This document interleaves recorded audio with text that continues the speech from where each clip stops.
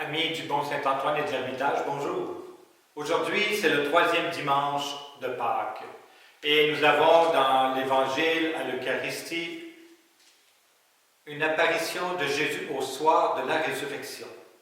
Dans cet Évangile selon Saint Luc, ce texte suit le texte des disciples d'Emmaüs. D'ailleurs, les 2 disciples qui allaient vers Emmaüs viennent de rentrer, je vais dire d'urgence, à Jérusalem pour raconter aux 11 et à leurs compagnons ce qu'ils ont vécu sur la route et à l'auberge quand ils ont reconnu Jésus à la fraction du pain.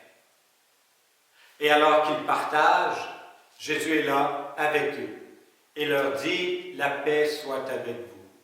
Ils en ont besoin puisqu'ils sont dans la frayeur, dans la crainte. Ils croient voir un esprit. Et Jésus va leur dire, regardez mes mains, regardez mon côté, touchez-moi. Je ne suis pas un esprit. Il va même leur demander s'ils ont quelque chose à manger. Ils vont lui donner un morceau de poisson grillé qu'il va manger devant eux.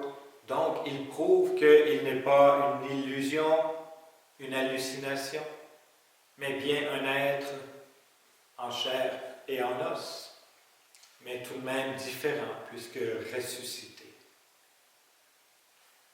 Et là, comme il avait fait avec les disciples qui étaient en route vers Emmaüs, il va reprendre les Écritures, la loi, Moïse, les prophètes, les psaumes, et ouvrir leur intelligence au sens des Écritures. En faisant ça, Jésus les outille, leur donne les outils pour la mission qu'il leur dit après de faire, puisqu'ils devront être témoins de ce qu'ils ont vu, non seulement à Jérusalem, comme ils avaient déjà fait, plutôt dans leurs années avec Jésus, où ils avaient annoncé que le royaume des cieux était tout proche. Là, ils vont annoncer que ce royaume-là se réalise. Se réalise parce que Jésus est ressuscité.